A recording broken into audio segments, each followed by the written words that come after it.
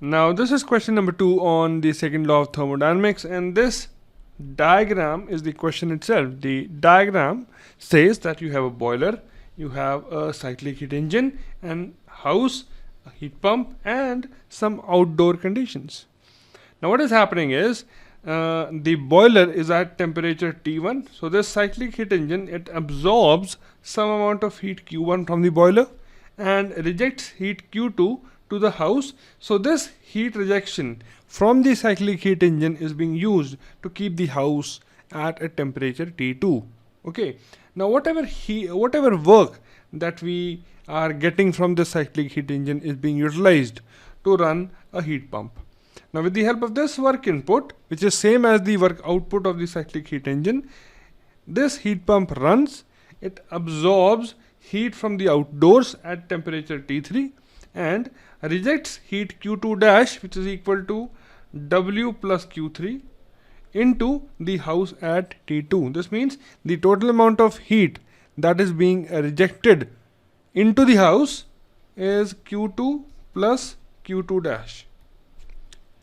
Okay, now the ratio, that is Q2 dash plus Q2 upon Q1, is called a multiplication factor, and we need to find out the multiplication factor with these three temperature values. Now if you look at this whole diagram, you just have the numerical values of the temperature, but the multiplication factor is nothing but an addition of the heat values, and there is a heat value in the denominator as well. So there is no temperature value in this. So what we need to do is that we need to convert this multiplication factor relation into an equation which is a function of temperature values, or which has temperature values in it. Okay, so that is the question in this. Now what is the use of such an arrangement? Now basically this is nothing but a heat recovery arrangement. So if you are living in some cold weather conditions and you need to keep yourself warm in your room, then you would use some boiler, some heater, some heating arrangement, and a heating arrangement always uses some boiler. Now if the temperatures are very very low, you would be using a lot of boiler fuel, and that would actually decrease the economy of the operation. Now what we need to do in this case is we need to keep the economical operation into consideration. So what we do, whatever work that comes out of the cyclic heat engine, okay, so you have some heat being rejected, so this rejection of heat is actually keeping the house warm. Now whatever work that is being taken out, we can use this work to actually run a heat pump. There is not a requirement of some external energy source to run this heat pump. So whatever waste, or you can say unused work is coming out, we are using it to work a heat pump, which is again pulling out heat from the outdoors and actually dumping it inside or in the house, which again keeps the indoor warm in very cold conditions. So this way you have double heat input or double heat rejection, one from cyclic heat engine and one from heat pump, into the same source or into the same sink. Okay, so the sole dependency of keeping the house warm in a very cold condition on boiler reduces. So you use less fuel, okay, because a part of the heat that is required to keep the house warm is coming from heat pump. So this is just an economical operation of running a heating plant in very cold conditions. Right, now let's focus on the question.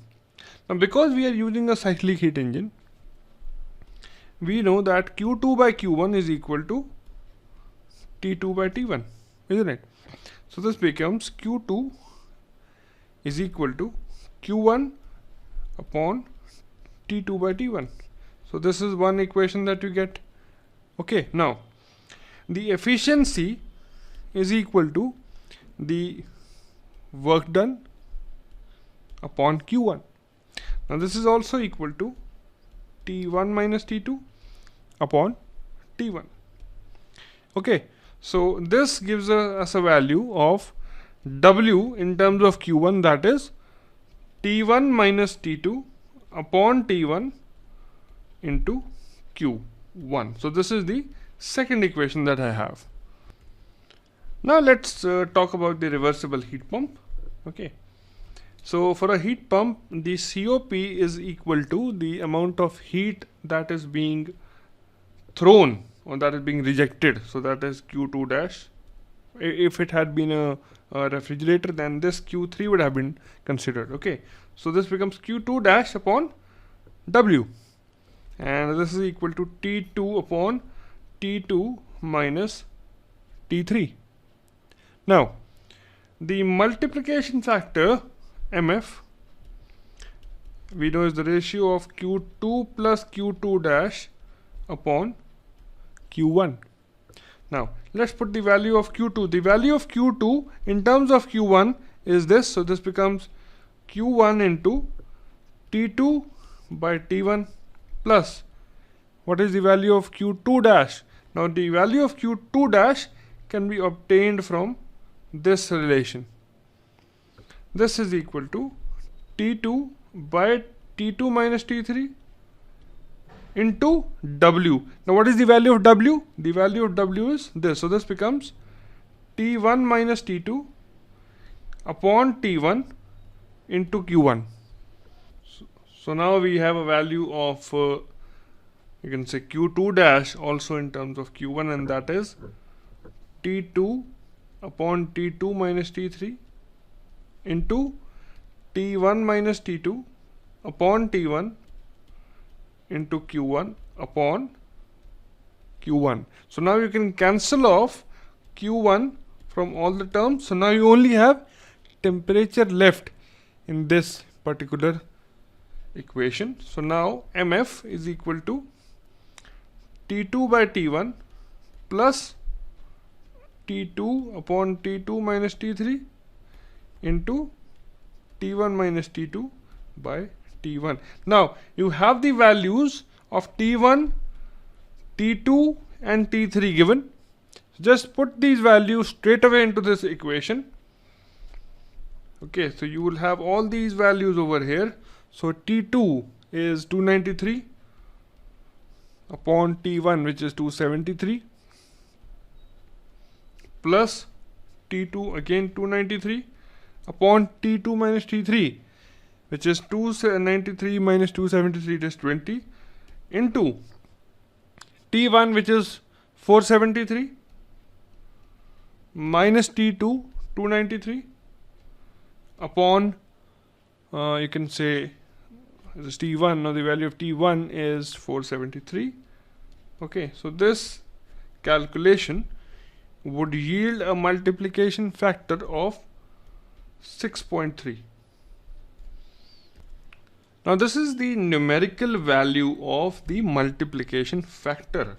But what do we understand by this? What is the you can say the significance of this multiplication factor? Now the meaning of this term or this number 6.3 is that when we burn 1 kg of fuel, so every 1 kg of fuel burned would deliver the heat which is equal to or equivalent to over 6.3 kgs. Okay, so you are burning 1 kg of fuel or 1 kg of coal. Okay, so let us say the amount of heat that we get is x kilojoules. Okay, now let us say when we burn 6.3 kilograms of coal, we get, let us say, 6.3x kilojoules of heat. So this is the multiplication factor, that on burning 1 kg of fuel we are getting heat output of 6.3 times, or you can say equal to burning 6 kgs of coal. Okay, so this is the multiplication factor, or the you can say the amplitude or amplification of the heat being produced upon burning less quantity of fuel. But of course, if you look at this whole arrangement, it is not or you can say it is less efficient than a Carnot cycle. But even with a huge amount of decrease in the use of coal fuel, you have very significant amount of savings in terms of fuel cost. So this is what we mean, or what we understand, or what is the significance of the term multiplication factor. Okay, so I hope you understood the whole concept that was being told in this question. Okay, so this brings us to the end of the topic of second law of thermodynamics. Now in the next few videos, we'll look at some previous GATE questions, and in the next chapter, we'll talk about a very important topic, that is entropy.